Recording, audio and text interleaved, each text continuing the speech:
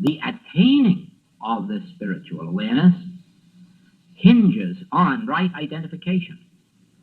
Whether or not you have perceived that I is God and are able inwardly not to think out from the standpoint of being man, limitation, subject to other laws. While we know that 500 BC, thereabouts, that Gautama the Buddha had this revelation, we do not know too much of the nature of that revelation or how it was worded. But we do know that in the experience of Moses, we have the full and complete revelation. Moses revealed it forever to the world. I am that I am. In other words, in the ancient Hebrew, one of the words for God was Iham, I-H-A-M, as we would spell it today, or probably pronounce it. But you see, Iham is out here. God is a person voicing God. They're not the same. There's a person voicing God, a person knowing God, a person thinking God. That's the sense of separation that brings all of the troubles into the world. But when this man who is a shepherd realizes, oh no, I am that, all of a sudden that shepherd becomes the leader of the whole Hebrew race and the liberator of the Hebrew race, and is endowed with sufficient spiritual power to take them right out from under the nose of Pharaoh and lead them to the promised land. It is said that he could not take them into the promised land because of some fault of his own, which I can tell you is a mistake and an error. I can tell it to you through revelation. It wasn't any mistake or error of his. The reason he couldn't take them into the promised land is that nobody can take you into the promised land. They can only lead you up to the promised land and reveal this truth to you. And if you can't accept it, you can't walk into the promised land. Nobody is ever going to take you into the promised land as long as you think there is man and God. Nobody. They can lead you to the promised land by telling you and writing books for you, but it's you who must attain the realization, oh, I am. Then you walk right into the promised land and you're right smack in the middle of it. Oh, I am. Now you see, there is no more separation between you and God. I and the Father, who always have been one, I and the Father now have become one in realization.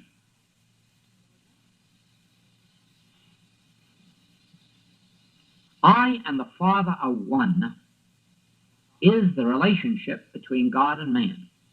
Oneness. The life of God is the life of man. There are not two. There's one. God breathed his life into man. Not man's life. God breathed God's life into man. Therefore, the life of man is God. God didn't give man a mind. The mind of God becomes the mind of man. And it is for this reason that you can reach back and receive impartations from within yourself of a spiritual nature if you're interested in the spiritual things of life. You can bring forth telephones, radios, television, automobiles, airplanes, and all of the things that have not yet been discovered. And you know why? They are embodied in your consciousness. And the Master revealed this when he said, the kingdom of God is neither low here nor low there. It's not up there in a holy mountain. It's not even there in the holy temple in Jerusalem. The kingdom of God is within you. Oh. And what does the world do? It continues to look for holy mountains and holy temples and holy teachers, instead of accepting what Moses revealed, Elijah revealed, Isaiah revealed, Jesus revealed, Paul revealed, John revealed, Buddha revealed, and how many others I can't even tell you. All that I am, thou art. All that I have is thine. Even God reveals that, so that you don't make the mistake of pleading with God for something. He even says, all that I have is thine. How then after that can you pray for anything? All that I am, thou art. How can you look to God for anything? The secret becomes knowing this truth, living in this truth, abiding in this word. I am. All that God is, I am. All that the Father hath is mine. And then you'll understand all of the Infinite Way writings, because over and over and over they repeat the Master's words. I have meat the world knows not of. I have hidden manna. I will never leave me nor forsake me. I was with me before the world began. I will be with me unto the end of the world. And whatever it is that I even think that I need or want, I have only to go within my own being.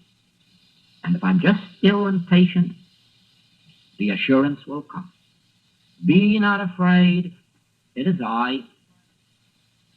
I am thy bread, thy meat, thy wine, thy water. I will never leave thee nor forsake thee. It always comes from within. It always has, ever since my first spiritual experience. That has been my mode of life. Every time that I seem to be separated from any sense of good or any form of good, I've only had to go within for the realization, and the assurance is given me. I go before thee to make the crooked places straight. And as you read again now the writings of the Infinite Way, you will see that the secret of the Infinite Way is in the word I. That's the secret. Even if you go back to my basic textbook, which is the very first book of all, The Infinite Way, you will see that it is founded on God appearing as man. Not God and man, not man going to God, but the whole Infinite Way book is the revelation that God appears as man. Then all that God is, I am. All that the Father hath is mine. And so the secret lies in going within to that I which I am. What has made the Infinite Way a worldwide activity and so widely enjoyed and accepted is the fact that it is revealing I. But it isn't only revealing I as the identity of Joel. If it were, it would have a lot of followers of non-thinkers, idol worshippers. But it hasn't that kind of followers. And the reason is that Joel is glorifying himself as I. But he's telling you with every breath in his body, this is the truth about you. Wake up. Wake up. You are I. I is you. And infinity is the nature and the extent of your consciousness.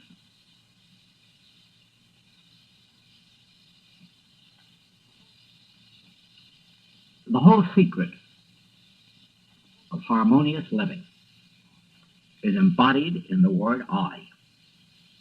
And when you realize that I is God, and it's the only name that you can use for God. All the others are merely, they're not synonyms for God. There are no other synonyms for God. Those that are called synonyms for God are not that at all. They merely describe attributes of God. When you say God is love, love is not a synonym for God because it's not a synonym for the fullness of God. Love is merely one of the attributes of God. When you say that God is mind or intelligence, it's not true. Mind or intelligence is an attribute of consciousness of God. And so it is that when you say God is spirit, that is not true. Because spirit is actually the substance of God, or consciousness is the substance of God. The only time that you are really declaring God is when you say I. This is the only word in any language that declares God. In fact, when you read in the Bible about the Word, spelled with capital W, the word is I. The word is I. When you are told to live in my word, the word to live in is I. And the way to live in it is to recognize I and the Father are one, not two. God the Father is also God the Son. When you try to separate God the Father and God the Son, that's when you have got a religion that cannot work. And on the other hand, the moment you have one individual who claims to be God the Father and God the Son, you have a religion that cannot work. Because God the Father is God the Son of every individual on the face of the globe, saint or sinner. I and the Father are one, is a spiritual relationship that was established in the beginning before Abraham was. From the beginning, I and the Father have coexisted. I have lived in the bosom of the Father from the beginning. And even when I went forth to walk on earth, I never left the bosom of the Father because I and the Father are inseparable and indivisible. And the Master so recognized this that he was enabled to say, which heaven forbid that any of us should say out loud today, thou seest me, thou seest the Father that sent me. Now remember, this is the truth, but don't ever voice it. There'll be a man with a white jacket running after you. Thou seest me, thou seest the Father that sent me, for I and the Father are one. And all that the Father is, I am. And all that the Father hath is mine. And therefore, since I know that God is spirit, then I know that all that the Father hath must be spiritual. So I do not go to the Father for loaves and fishes. I do not go to the Father for houses or automobiles or employment. That was a metaphysical blunder. A metaphysical blunder that delayed this revelation taking over mankind. Because it never has been true that you could go to God for loaves and fishes. It never has been true that you could go to God for houses and for automobiles and parking spaces. It never has been true. God is spirit. And you must worship God in spirit and in truth. And therefore, when you go to God for what we might call the gifts of God, the grace of God. You might say, what are these? And the answer would be, let's not worry what these are. Let's not be concerned. Just let's go for God's grace. Turn within, because the kingdom of God's within you. The eye of you is God. Turn within to this eye for thy grace. And then I'm no longer dependent on man whose breath is in his nostril, nor am I at the mercy of man whose breath is in his nostril. Not the moment that I turn within for God's grace, God's peace, even that the Spirit of God may be upon me. This too the Master revealed, that when the Spirit of God is upon you, you are ordained.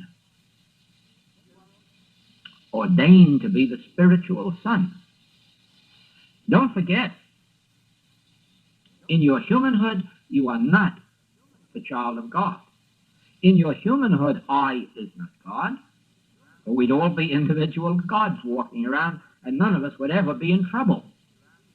In our humanhood, we are the natural man that Paul revealed is not of God, knoweth not the things of God, receiveth not the things of God, is not under the law of God. That's what's wrong with this whole human race. It can go to church and pray from now till doomsday, and if it isn't careful, the roof of the church will fall in on it. The natural man is not under the law of God. That's why he can sin and have sinful appetites. That's why he can be diseased. That's why he can be uncharitable, unmerciful. There's nothing godlike about him.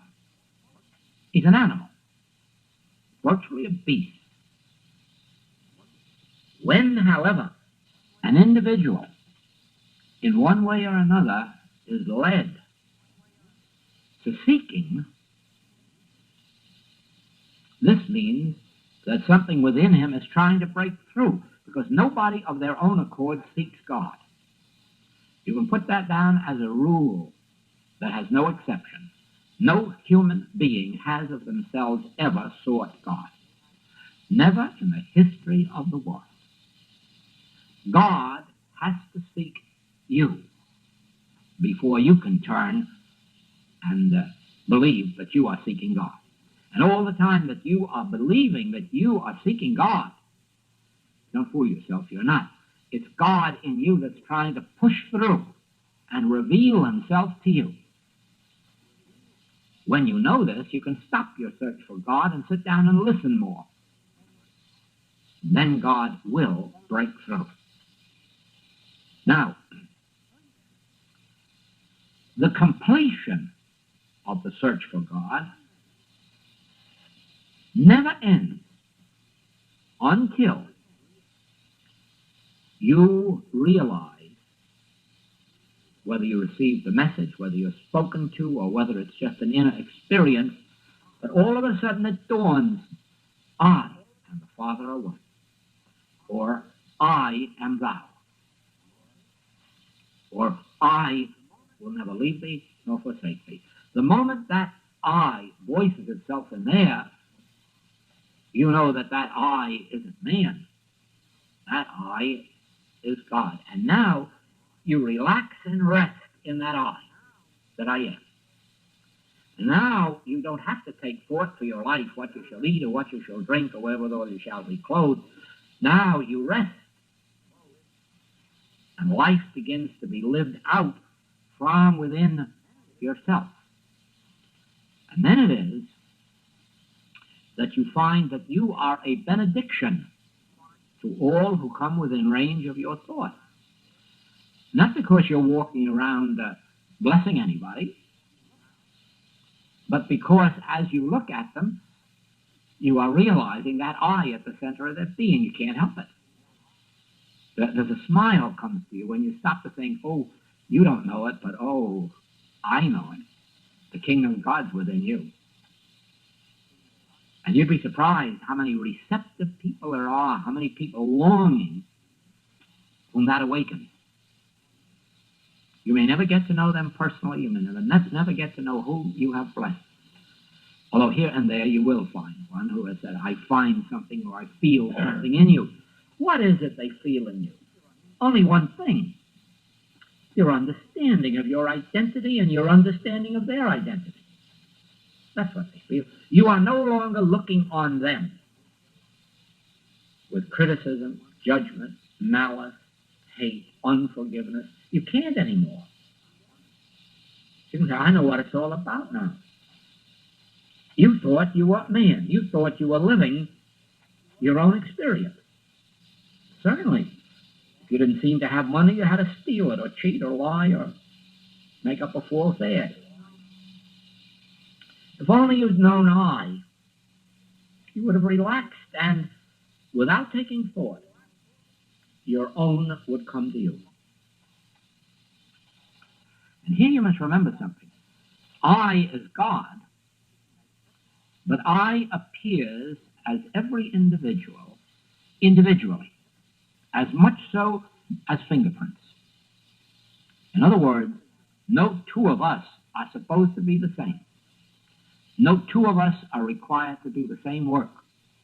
No two of us are supposed to express art, literature, music, salesmanship in the same way. Each one of us has an individual gift.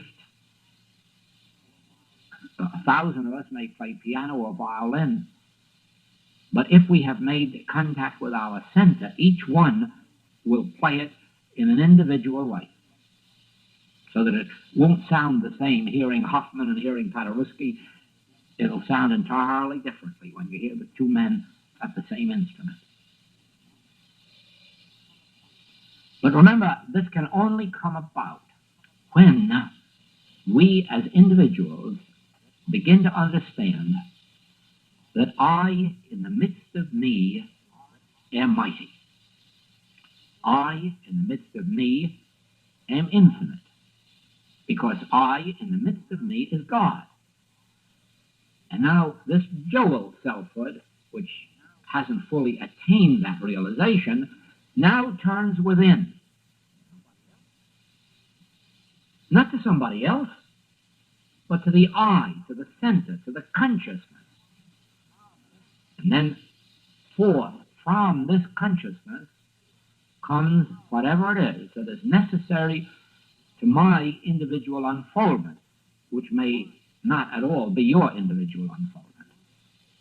You have to go within to the center of your being, the consciousness of your own being, and draw forth that which represents the fulfillment of your individuality.